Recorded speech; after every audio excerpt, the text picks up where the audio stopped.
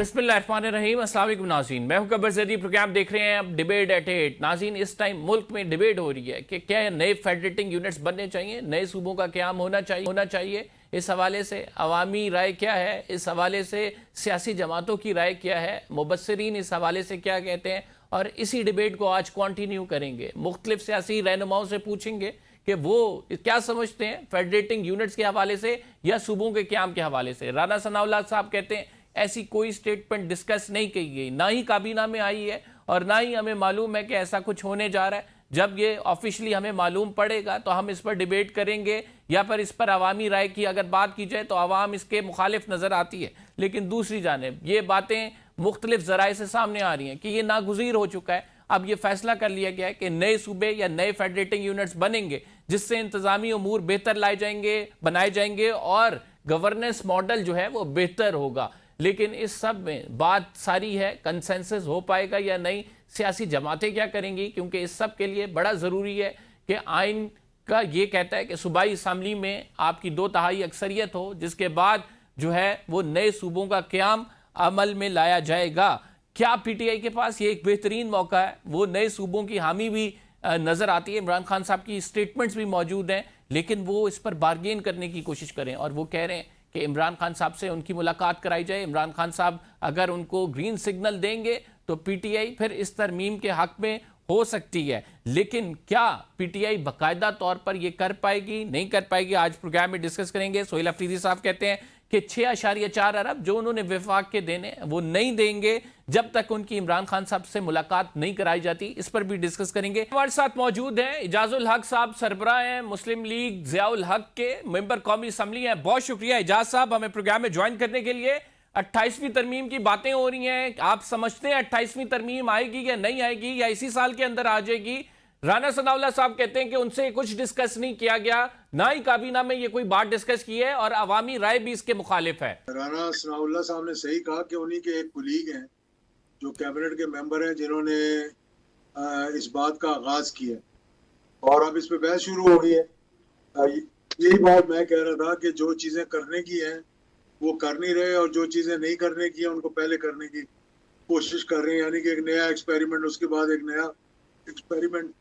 पहले तो जमहूरियत के अंदर सबसे बड़ी बात जो होती है वो लोकल बॉडीज के ट्रांसपेरेंट इलेक्शंस होने चाहिए, और दूसरे नंबर मैंने कहा कि इस करप्शन को खत्म करें जो करप्शन एक नासूर की तरह इस मुल्क को जो है वो खोखला कर रही है। तो ये दो चीजें करेंगे। उसके बाद फिर ये आपने सूबे बनाने हैं कि यूनिट्स बनानी है, कोई कह रहा है यूनिट्स बनाने हैं, कोई कह रहा है सूबे बनाने। मैं तो ये कह रहा हूँ कि चले सूबों में तो बहुत झगड़ा शुरू हो जाएगा, यूनिट अगर बनाने हैं तो ताकि इनके जो अंपायर हैं, इनकी जो सल्तनतें हैं वो कायम रहे। तो फिर ये है कि वज़ीर आला वही रहे और उनके नीचे इंतजामी यूनिट्स बन जाए ताकि जो लोग हैं उस इलाके के अंदर उनको कम से कम वो सहूलतें मिल सकें, उन तक उनकी रसाई हो सके जो अभी इस वक्त नहीं हो रही। अभी राइट नाउ जो है इस पर मुस्लिम लीग नून नहीं मान रही, ना ही पीपल्स पार्टी मान रही है। पीपल्स पार्टी तो बल्कि बहुत शदीद मुखालफत कर रही है। फिर अवामी रेफरेंडम की बात होती है कि अवामी रेफरेंडम करा लिया जाएगा। आप क्या समझते हैं कि रेफरेंडम के थ्रू कोई भी चीज़ करना है कि उस अमल को कैसे देखते हैं आप? जब तक ये बात काबीना के अंदर नहीं आएगी, नकवी साहब को भी चाहिए था ये बात काबीना में रखते, काबीना के अंदर बहस होती, फिर वो अपने इत्तेहादी जमातों के साथ बहस करते, उसके बाद तरमीम लेकर आए। और जब सियासी जमातें नहीं मान रही होंगी तो कैसा रेफरेंडम हो सकेगा? रेफरेंडम हो ही नहीं सकेगा अगर सियासी जमातें मुखालफत कर रही होंगी। रेफरेंडम तो होते हैं ज्यादातर मार्शल लॉ के हुकूमत के दौरान रेफरेंडम कराया जा सकता है। इस वक्त अगर सूबे बनाने के लिए रेफरेंडम करवाया गया तो उसी तरह झगड़े शुरू हो जाएंगे जिस तरह के नहरों पे झगड़े शुरू हो गए थे। यानी इंटीरियर में अजीबोगरीब बातें सिंध की शुरू हो गई थी और फिर हुकूमत को भी, सिंध की हुकूमत को उसका जवाब देने के लिए भी मुखालफत करनी पड़ी। और एक बहुत बड़ा, एक अच्छा खूबसूरत मनसूबा जो था पाकिस्तान ग्रीन पाकिस्तान का, وہ بالکل رول بیک ہو گیا. اجازت صاحب 26ویں ترمیم کرانی تھی، کرا لی گئی. 27ویں ترمیم کرانی تھی، کرا لی گئی. 28ویں ترمیم کی اب باری ہے. جو چیزیں 26 میں انکارپوریٹ نہیں ہو سکیں انہوں نے 27 میں کرائیں، اور جو 27 میں نہیں انکارپوریٹ ہو سکیں وہ کہہ رہے تھے آگے ہم 28 29 بھی کرا لیں گے. تو حکومت کے پاس کیا آپشن ہے؟ آپ سمجھتے ہیں پیپلز پارٹی یا مسلم لیگ نون کھڑے ہو جائیں گے، جواب دیں گے کہ نہیں ایسا نہیں منظور ہمیں اور یہ نہیں ہو سکتا، یا پھر مزاحمت کے بغیر سیدھی سی بات مان لی جائے گی؟ یہ ترمیم کا مسئلہ نہیں ہے. جو اس کا طریقہ کار ہے، اگر نئے صوبے بنانے ہیں تو ساری پروونشل اسمبلی سے بھی اس کی 2/3 میجورٹی کے ساتھ اپروول لینی پڑے گی. اور اگر ریفرینڈم بھی کروانا ہے تو دونوں جماعتوں کو آن بورڈ ہو کے ریفرینڈم کروانا پڑے گا. 26ویں ترمیم میں جو چیزیں لانا چاہ رہے تھے ان میں سے بہت سی چیزیں نکال دی گئی تھیں، اور پھر 27ویں ترمیم میں بھی NFC ایوارڈ وغیرہ جو ڈالے گئے تھے وہ سب نکالنے پڑ گئے تھے، کیونکہ اس کا کنسنسس ایوالو نہیں ہو رہا تھا جماعتوں کے ساتھ.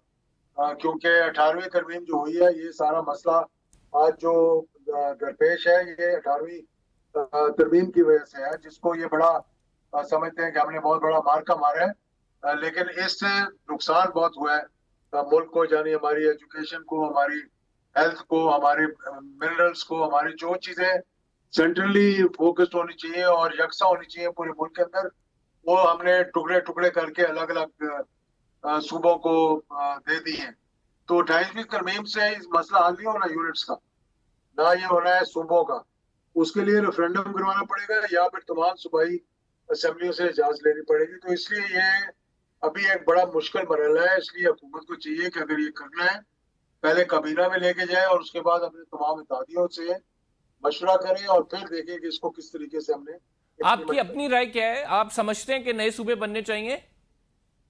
میں سمجھتا ہوں کہ انتظامی بنیادوں پر آج سے نہیں، میں 1990 سے بات کر رہا ہوں کہ انتظامی بنیادوں پر صوبے بننے چاہیے اور لازمی ہے یہ، کیونکہ ہمارے امپائر اب صوبے جو بنائیں گے تو جھگڑے شروع ہو جائیں گے، مہاجر کا سندھیوں سے، سرائکیوں کا پنجابیوں سے، اور ہزاروال کا جو ہے وہ KPK سے، اور بلوچوں اور پٹھانوں کا. تو اس لیے بہتر یہ ہے کہ آپ انتظامی یونٹ بنائیں اور ان کی سلطنتیں جو ہے نا ان کو سکیڑے نہ، تاکہ یہ جو چیف منسٹر ہے ہمارے یہ اپنی سلطنتوں پہ برجمان رہے اور ان کی رائے بھی ان کے انڈر رہے، لیکن یونٹ بنا کے تو لوگوں تک، تاکہ ان کے مسائل جو ہے ان کو حل کر سکیں. اجازت صاحب ایک بڑی رائے یہ پائی جاتی ہے کہ یہ اس وجہ سے بھی کیا جا رہا ہے تاکہ پارٹیاں جو بڑی بڑی پارٹیاں ہیں ان کی ایک موروثیت ہے، ان پارٹیوں میں کافی عرصے سے حکومت کر رہی ہے، ان کو توڑا جا سکے، ان کی ہجبنی ختم کی جا سکے. آپ سمجھتے ہیں ایسا کوئی سین ہے؟ یہ اتنا آسان تو نہیں ہے. یعنی ان کی قربانی کر رہے ہیں کہ مترادف ہوگا اگر آپ نے یہ اتنا بڑا قدم اٹھانا ہے. یہ 1 انچ بھی اپنا جو ہے ان کا اختیار یا ان کی سلطنت اس کا نہیں چھوڑیں گے. اس کے لیے آپ کو پھر ایک بڑا ریولوشنری انتظام کرنا پڑے گا، اور وہ موجودہ صورتحال میں ہوتے ہوئے نظر نہیں آ رہا، کیونکہ یہ مر جائیں گے، لڑ جائیں گے، لیکن یہ اختیار نہیں چھوڑیں گے. اور پھر ایسے میں مطلب جب یہ بات ہوتی ہے تو پھر ہم ساتھ اکنامک پکچر بھی دیکھتے ہیں، ملک کی اکنامک پکچر بھی کوئی درست نہیں ہے، گورننس بھی کوئی صحیح نظر نہیں آ رہی. پھر ایک پارٹی جو ہے وہ احتجاج کے لیے پہلے تلی ہوئی ہے، عمران خان صاحب جیل میں ہیں. تو ایسے میں اکنامک پکچرز اور ملک کی اوور آل صورتحال بھی تو ایسی نظر نہیں آ رہی کہ یہ پارٹیاں کوئی زیادہ مزاحمت کریں. اسی لیے تو ان کے وزیر جو ان کو کہہ رہے ہیں کہ جی سسٹم فیل ہو گیا، تو وہ اسی لیے کہہ رہے ہیں کہ سسٹم کولیپس کر گئے. وہ اسی لیے کہہ رہے ہیں کہ جی یہ حکومت ڈیلیور نہیں کر سکی. یہ میں نہیں کہہ رہا، یہ حکومت کے وزیر کہہ رہے ہیں. تو اس کے لیے پھر کوئی راستہ تو نکالنا پڑے گا نا، یا پھر خود بخود راستہ نکل آئے گا. عمران خان صاحب کا کیا دیکھتے ہیں آپ؟ کیا ان کو ایکسیس دی جائے گی جو مارچ کے لیے سہیل افریدی صاحب آنے کا کہہ رہے ہیں؟ 20 لاکھ لوگوں کی بات کی جا رہی ہے. آپ سمجھتے ہیں PTI آئے گی اور پھر وہی 26 نومبر کی طرح سے سین ہوگا؟ کوئی ملاقات کا طریقہ نکالنا چاہیے کہ ان کی رسائی ہو جائے، خان صاحب تک ملاقاتیں ہو جائے اور اس کو یہ سیاسی کھاڑا نہ بنائے. تو یہ مارچ وارچ کی ان کو ضرورت نہیں پڑے گی، کیونکہ لوگوں نے نکلنا ہی نہیں ان کے ساتھ. وہ ہو گیا جو انہوں نے 2 مارچ کیے تھے، اب لوگ باہر نکلنے کے لیے تیار نہیں ہے. کنفرنٹیشن کے لیے تیار نہیں ہے. اگر ویسے نکال لیں 14 اگست کو یا پاکستان کی خوشی میں نکالیں تو وہ بہت سے جلوس نکل سکتے. اور عمران خان صاحب کو رسائی تو چلے، رسائی تک کا ابھی تک مطالبہ ہے، لیکن اوور آل آپ کیسے دیکھتے ہیں عمران خان صاحب کا باہر آنا یا عمران خان صاحب کو کوئی ریلیف ملنا؟ کیونکہ ابھی تک 3 سال ہو گئے ہیں، ہم نے دیکھا ہے کہ پی ٹی آئی کے جو لیڈر ہیں وہ اپنی بات پر قائم ہیں اور وہ اپنی جگہ سے ہلے نہیں ہیں. آپ کو کیسے پتا ہے کہ اپنی بات میں قائم ہے؟ آپ یہ بھی دیکھیں کہ شاید دوسری سائڈ جو ہے وہ اپنی جگہ پہ قائم ہو، وہ بات ہی نہ کرنا چاہ رہے ہو. تو یہ کہہ رہے جی کہ وہ اپنی جگہ پہ قائم ہے، میرا خیال ہے دوسرے بھی اپنی جگہ پہ قائم ہے. تو کمیونیکیشن تالی وہ تو ہوتا ہے، تالی دونوں ہاتھوں سے بجتی ہے. اگر ایک سائڈ کہتے رہے نہیں جی نہیں، میں ہوا میں ہاتھ پھیر رہے نا آپ پھر کہ جی ہم تو نہیں بات کریں گے، ہم تو لڑیں گے، ہم تو مریں گے، پتہ نہیں کہ اگلے کہہ رہے ہیں جی ہم نے بھی نہیں بات کرنی، جو کرنا ہے کر لو جا کے. تو یہ فلیکسیبلٹی دکھانی پڑے گی. آپ کو اسمبلیوں کے اندر کمیٹیوں میں بیٹھنا پڑے گا، آپ کو ایک اپنا کردار ادا کرنا پڑے گا، آپ کو یہ بتانا پڑے گا کہ ہم جناب ایک معزز طریقے سے اس ملک کو چلتا ہوا دیکھنا چاہتے ہیں. اور جب فلیکسیبلٹی ہو جائے گی تو دیگر راستے بھی کھل جائیں گے. لیکن اجاز صاحب خود حکومت کے وزیر کہیں کہ ہم نے ان سے جا کر بات کی تھی، یا پھر ہمیں انہیں کہا کہ آپ ملک چھوڑ کر چلے جائیں، انہوں نے ایکسیپٹ نہیں کیا. اس کا مطلب ہے قائم تو ہیں اپنی جگہ پر. یہ کون سے وزیر نے جھوٹ بولا ہے؟ رانا ثناء اللہ صاحب نے بات کی ہے کہ یہ جو ہے نہیں، رانا انہیں ثناء اللہ آپشن کے دی پاس گئی. کوئی آپشن نہیں دی گئی، نہ رانا ثناء اللہ سے کوئی رسائی ہے، نہ ان کی کوئی بات ہوئی ہے. یہ بات جب کہیں اور سے آئے گی تو پھر اس پہ تھوڑی بہت تبصرہ کر سکیں گے. ٹھیک، آخر میں اکنامک کنڈیشن کے حوالے سے آپ کیا کہیں گے؟ آپ کیا سمجھتے ہیں پاکستان کا اکنامک اپ لفٹ کس طرح سے پاسبل ہے؟ کیونکہ سب سے بڑا مسئلہ اس حکومت کا معاشی مسئلہ ہے. بالکل معاشی مسئلہ ہے. جب تک یہ انسرجنسی ختم نہیں ہوگی، جب تک اپنے پڑوسیوں کے ساتھ تعلقات بہتر نہیں ہوں گے، جب تک یہ جو ٹیررزم ہے وہ ہوتا رہے گا، تو پھر نہ تو فورن ڈائریکٹ انویسٹمنٹ کے آنے کا کوئی راستہ صاف ہوگا، اور نہ ہی میں سمجھتا ہوں معیشت جو ہے وہ بہتری کی طرف جا سکے گی. تو اس وقت حکومت کو چاہیے کہ تھوڑا سا ذرا توجہ دیں حکمرانی کی طرف بھی، اور خاص طور پر جتنے یہ معاملات چل رہے ہیں ان میں کوئی پولیٹیکل آنسر بھی ڈالنے کی کوشش کریں، نہ کہ چپ کر کے آنکھیں بند کر کے ہر چیز کو آؤٹ سورس کر دیں. بہت بہت شکریہ. ہمارے ساتھ اجازت موجود تھے، اپنی رائے کا اظہار کر رہے تھے. پروگرام میں ایک چھوٹا سا بریک لیں گے. We will be right back after this short break. ناظرین آپ کہیں مت جائیے گا.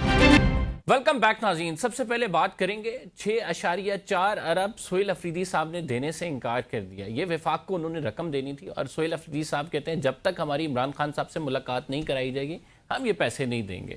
آگے کیا ہوگا؟ کیا واقعی عمران خان صاحب سے ملاقات کرائی جائے گی؟ ایک تو پیٹیشن ان کی الگ لگ رہی ہے، وہ پریشر الگ بنا رہے ہیں اسٹریٹ موومنٹ کے ذریعے، وہ مارچ کے ذریعے 20 لاکھ افراد لانے کی الگ بات کر رہے ہیں. لیکن اس سارے سے قبل کیا عمران خان تک ایکسس دی جا سکے گی یا نہیں؟ اس پر بات کرنے کے لیے ہمارے ساتھ موجود ہیں بابر نواز خان صاحب، رہنما مسلم لیگ نون کے، سید حسن مرتضیٰ صاحب، رہنما پاکستان پیپلز پارٹی کے. ہمیں جوائن کیا ہے مبین عارف جٹ صاحب نے، رہنما پاکستان تحریک انصاف کے.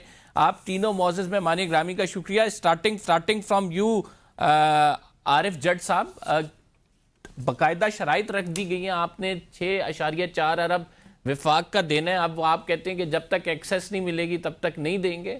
تو واقعی ایسا ہے کہ یہ پھر کچھ دنوں بعد یہ خبر آئے گی ایکسیس بے شک آپ کو نہ ملے لیکن آپ پیسے ضرور دے دیں گے؟ اچھا جی، السلام علیکم جی. سب سے پہلے تو بات یہ ہے کہ وفاق کے کس چیز کے پیسے؟ دو طرح کے پیسے ہیں. ایک جو سرپلس کی مد کے اندر کمٹ کروایا ہوا ہے ان لوگوں نے، جو ہے وہ آئی ایم ایف جو ان کے پیچھے ہے کہ سرپلس جنریٹ کریں. دوسرے جو ہے وہ میرے خیال سے اللہ جانے ایک دوسرے جو ہے وہ مد کے اندر بھی ہیں، ابھی مجھے اس کا نام ذہن کے اندر نہیں آ رہا. لیکن دیکھیں اگر پیٹ کاٹ کے آپ اپنے صوبے کی عوام کا پیسے جو ہے وہ وفاق کو دے رہے ہیں اور وفاق کو پال رہے ہیں، اور وفاق پھر آپ کے ساتھ ستیلی ماں والا سلوک کر رہے ہیں، اور آپ کے جو ہے آپ کے قائد کہہ لیں، آپ کی ہماری جو جماعت ہے تحریک انصاف، اس کا سربراہ جو ہے اس کی مرہون محنت جی ہم سارے اسمبلیوں میں پہنچے ہیں، اور یہ حکومت بھی کے پی کے اندر اس کی ہے، اور اس کے باوجود سابق وزیر اعظم ہے جی وہ، اگر آپ چلیں سابق وزیر اعظم کو بھی چھوڑ دیں تو ایک عام قیدی جیسے حقوق بھی اگر جو ہے وہ اسے وفاق یا دوسرا صوبہ جو ہے وہ نہیں دے رہا، تو یہ کتنا ایک ظلم ہے، زیادتی ہے۔ سالٹری کنفائنمنٹ جو ہے وہ مجھے بتائیں کتنے لوگوں کی جو ہے، کتنے سیاسی کی ایک سال جو ہے وہ سالٹری کنفائنمنٹ رہی ہے جس کے اندر ان کی کسی سے ملاقات نہ کرائی گئی ہو۔ ہر سیاسی لیڈر، ٹھیک ہے بڑے سیاسی لیڈر جیل میں رہے لیکن سب کی ملاقاتیں بھی تھی، سب علاج کے لیے ہسپتالوں میں بھی جاتے تھے۔ یہاں پہ تو اس طرح بھی ہوا ہے کہ لوگ 100 روپے والے اسٹامپ پیپر پہ علاج کے لیے بیرون ملک گئے ہیں کمٹ کر کے کہ جب میں ٹھیک ہو جاؤں گا تو واپس آ جاؤں گا، اور وہ ٹھیک ہونے کے باوجود وہاں پہ تقریریں کرتے رہے لیکن واپس نہیں آئے۔ تو مطلب کہ اتنی زیادتی بھی تو ہے، یہ غیر مناسب ہے نا جی۔ اور باقی جو پیسوں والی بات ہے، وفاق کے کتنے بنتے ہیں کتنے نہیں بنتے، وفاق کو واپس کس چیز کے دینے ہیں، مجھے اس کا پوری یہ طرح علم بالکل نہیں آپ ہے۔ نے پہلی جو بات کی تھی، یہ وفاق نے آئی ایم ایف کے تحت جو مانگے تھے پیسے بجٹ سے پہلے، وہ پیسے دینے تھے، اور وفاق یہ بھی کہہ رہا تھا کہ ہر صوبے نے دیے تھے، چونکہ اس وجہ سے آپ سے مانگے جا رہے ہیں 6.4 ارب، لیکن وہ آپ نے دینے سے انکار کر دیا ہے۔ میں مسلم لیگ نون کے جو رہنما ہیں بابر نواز صاحب، ان کی جانب بڑھوں گا۔ بابر صاحب، آپ کیا سمجھتے ہیں؟ کل آپ لوگوں کا ایک اہم اجلاس ہوا، آج بھی اجلاس ہوا، کشمیر میں آپ لوگوں کی حکومت سازی ہو گئی ہے، لیکن پھر سے ہم یہ دیکھتے ہیں مسلم لیگ نون کی طرف سے جو قائد ہیں میاں نواز شریف صاحب، ان کی سٹیٹمنٹس میں بڑی غور سے سنتا ہوں تو وہ ناراض نظر آتے ہیں، ابھی تک وہ ناراض ہیں، اور مجھے نہیں پتا وہ کس چیز پر ناراض ہیں، اور وہ یہ بات کرتے ہیں کہ میرے دور میں جو ہے وہ ڈالر جو ہے اتنے کا تھا، پیٹرول اتنے کا تھا، بہت آگے نکل چکی ہے، 4 سال سے تو ان کے بھائی کی حکومت ہے۔ دیکھیں، جو چیز وہ بیان کرنا چاہ رہے ہیں، اگر آپ دیکھیں تو 2016-17 میں جب آپ نے آئی ایم ایف کا کشکول توڑ کے پھینک دیا تھا، ملک ترقی کی راہ پہ گامزن ہو گیا تھا، اس وقت امپائر کی انگلی اٹھی، اس وقت ثاقب نثار جیسے مورے، اس وقت فیض حمید جیسے لوگ آگے آئے، اور انہوں نے آ کے ایک اتنی بہترین گورنمنٹ، جس کے بارے میں انٹرنیشنل جو تجزیہ کار ہیں وہ کہہ رہے تھے کہ آپ ٹاپ 10 اور ٹاپ 20 میں جانے والے ہیں، اس صورت میں جب اس گورنمنٹ کو ڈی ریل کر دیا گیا، بات شروع ہوئی اقامہ سے پہ آ کے ختم ہوئی پاناما سے شروع ہو کے، تو ان چیزوں کے بعد پاکستان کے لیے بہت سی مشکلات آئیں، اور پھر ایک ایسا ٹائم آیا جب 2018 میں آپ کا مینڈیٹ چوری کر کے ایک نااہل شخص کو آ کے بٹھا دیا گیا، جو کہتا تھا میرے پاس 200 بندے کی ٹیم ہے، میں 200 بندے کی ٹیم کے ساتھ میدان میں اتروں گا۔ وہ پھر کیسے ٹیم تھی کہ ان 3 سالوں میں اس کو 3-4 اپنے وزیر خزانہ چینج کرنے پڑے، اس نے ملک کا تباہ و حال کر دیا، یہاں کے موٹر ویز تک گروی رکھوا دیے، ہمارے اسٹیٹ بینک کو بیچ دیا۔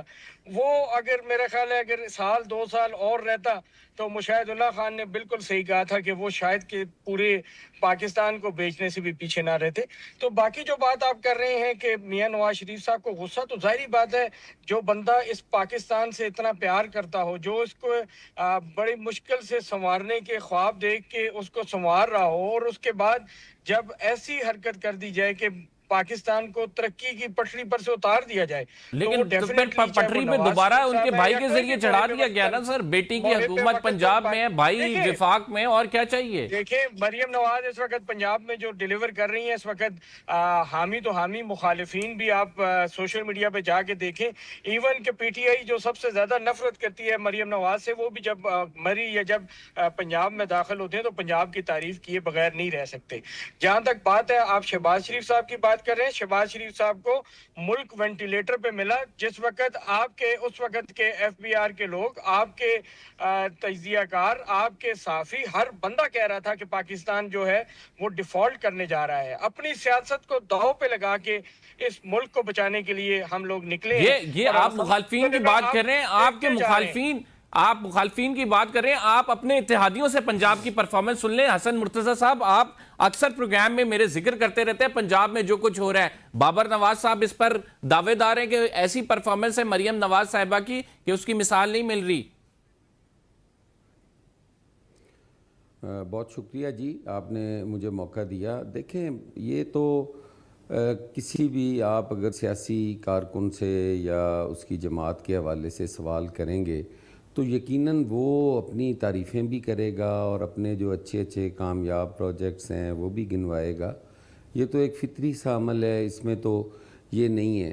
اور ہماری جو جمہوری طرز حکومت ہے، اس کے اندر اپوزیشن کا جو رول ہے وہ اسی لیے اہم ہے کہ حکومت کے سامنے جب اپوزیشن بیٹھی ہوتی ہے تو وہ اس پہ تنقید بھی کر رہی ہوتی ہے، اور حکومت جو یہ چیزیں سمجھتی ہے وہ اس تنقید کو بڑا مثبت لے کے اس پہ بہتر لائے عمل بناتے ہیں، پالیسیز بناتے ہیں، اور ان چیزوں کو، ان خامیوں کو دور کرتے ہیں۔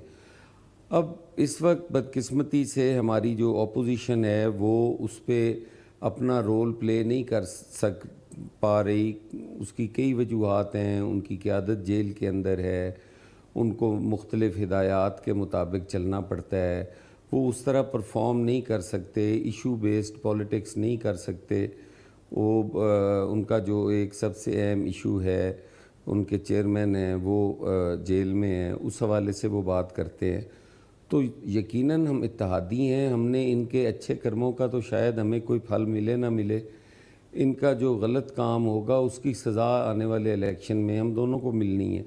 تو ہم تو اس حوالے سے ان پہ ان کے سامنے چیزیں رکھتے ہیں کہ یہ چیزیں اس طرح نہیں ہیں، یہ دیکھنے میں اور ہیں اور اندر سے یہ چیزیں اور ہیں۔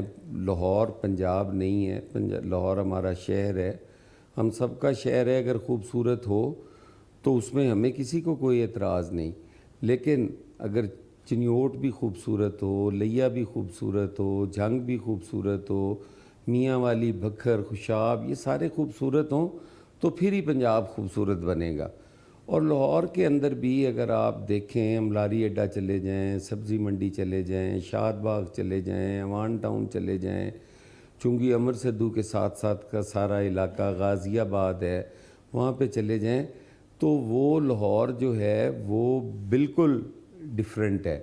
لاہور جو ہے وہ صرف مال روڈ یا مین بولیورڈ یا گلبرگ یا ماڈل ٹاؤن، ڈیفینس، یہ نہیں ہے۔ لاہور کافی بڑا ہے، تو اس لیے ہم تو وہ چیزیں سامنے رکھتے ہیں یا ان چیزوں کی طرف توجہ دلاتے ہیں تاکہ وہ بہتر کی جا سکیں، ورنہ ہم اتحادی یقیناً ان کے اتحادی ہیں اور کبھی بھی نہیں یہ چاہتے کہ ان کو کوئی نقصان پہنچے یا تکلیف پہنچے۔ حسن صاحب، آپ بڑی گہری نظر رکھتے ہیں ان تمام معاملات پہ۔ اوورآل آپ مریم نواز صاحبہ کی پرفارمنس سے صوبے میں چاہے چلیں تھوڑا ہی کی ہے، سیٹسفائی ہیں؟ دیکھیں، کچھ چیزیں ان کی بڑی اچھی ہیں جی، وہ قابل تعریف بھی ہیں، اور کچھ چیزیں جو ہیں وہ میں سمجھتا ہوں کہ وہ ٹھیک نہیں ہیں۔ میرا حق ہے، میں ٹیکس پیئر بھی ہوں، پنجاب کا رہنے والا بھی ہوں، جو محرومیاں دیکھتا ہوں، اگر میں دیہاتوں کی طرف نظر دوڑاتا ہوں تو رونا آتا ہے، بالکل اس پہ کوئی دو رائے نہیں ہے۔ زراعت اور کاشتکار کو تو سی ایم صاحبہ کی پالیسیز نے مار کے رکھ دیا ہے۔